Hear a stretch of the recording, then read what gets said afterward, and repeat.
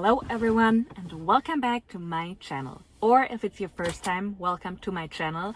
My name is Marlene and I talk about eating disorder recovery and everything related to healing the relationship with your own body, with food and with movement.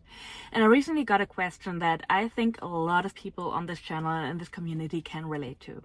How do I accept my body? And this person was actually saying, how do I accept my body after going from a very, very thin body to a plus size body?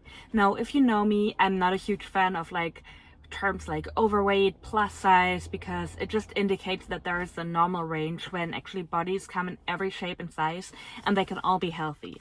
But I definitely understand that it can be so challenging to live in a world of diet culture, to go through the recovery and then ending up in a body that some people might comment on or might see as not as healthy.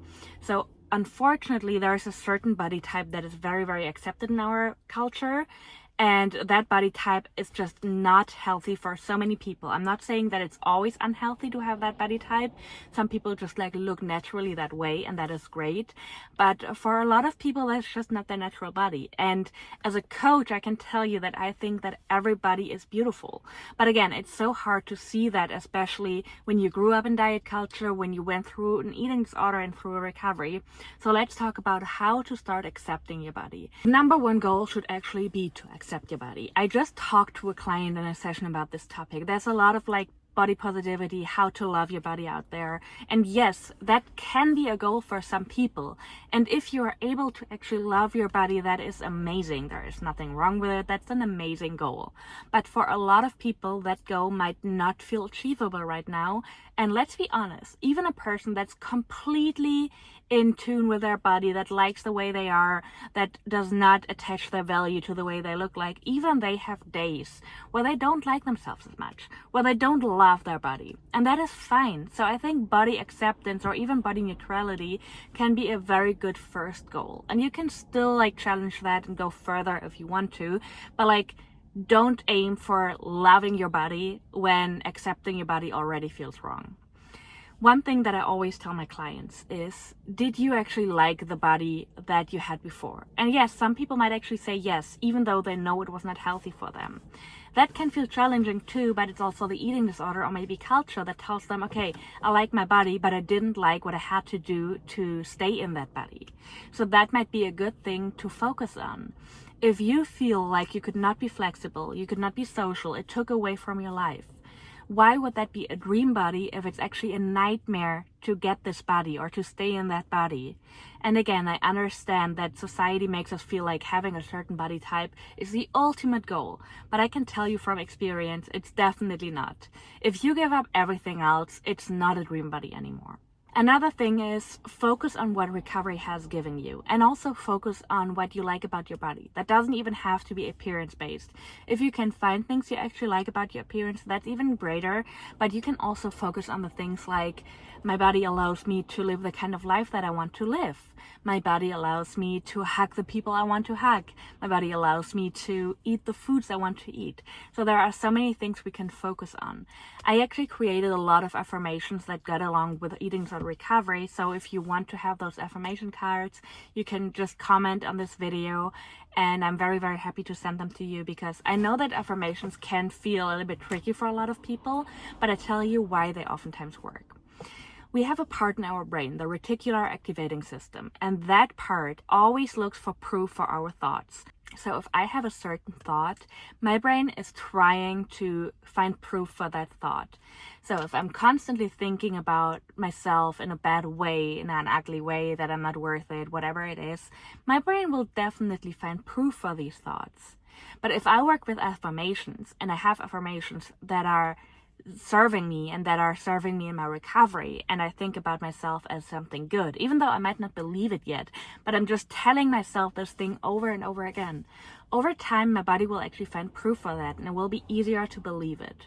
Of course, changing bodies can be super challenging, because if you are in a body that is changing, you are the person that notices the changes the most.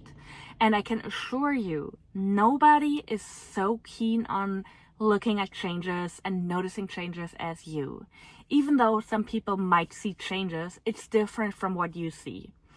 I know from experience that I thought everyone would see changes in myself so much, and that would all people would just think about and see. And I can just tell you, people don't even care. They might notice a change, but that's it. They have so much going on and they're so insecure about themselves that they don't even notice that so much. So the ultimate goal, of course, should be to feel good in your body instead of to feel good about your appearance. And then the rest comes. So if you start to care for your body, to listen to your body, to allow it to rest, to allow it to move if it wants to allow it to eat whatever it wants to. These are like the baseline, the basics that you actually need in order to get along with your body and come to terms with your body and with your changing body. When we struggle with an eating disorder, or if we go through recovery, we often focus so much on body changes that we forget that not everyone is focused on that so much. Maybe you know that situation. When you look at a picture or look in the mirror, you zoom in on your insecurities. You have a hard time to see yourself as a whole person, but you zoom in on your insecurities and they might have an impact on your mood.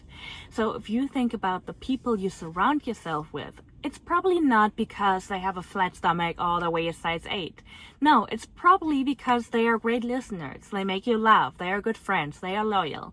So just like thinking about who do I want to surround myself with and what are the things I actually like in those people will probably show you that your appearance has nothing to do with if people like you or not. And of course, in our diet culture, it can still be so challenging to step away from that. I honestly think that everybody is beautiful, but we also live in a world where every century the body standard changes.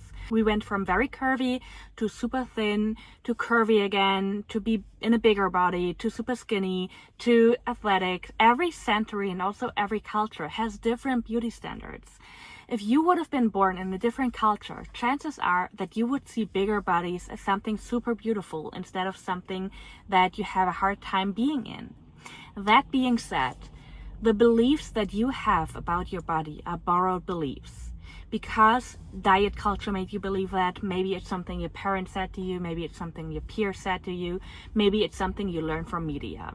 But all the beliefs you're holding about your own appearance are borrowed. They are not your own beliefs. Again, if you would have grown up in a different culture, you would probably have different beliefs around your body. That being said, if you borrowed a belief in the first place and you were able to believe it, you can borrow a belief again. You can borrow a belief of, I trust my body and I allow it to do whatever it needs to do. Bigger bodies are beautiful. My body is great the way it is. Whatever belief you want to borrow, you can borrow it until you believe it. This is truly possible. I really hope this video helped you guys. Let me know in the comments where you are at on your journey, if you have any other questions, and also if you're interested in working with me. I can't wait to make more videos. I can't wait to talk more to you guys about your questions, answering those questions, and I will see you in the next one.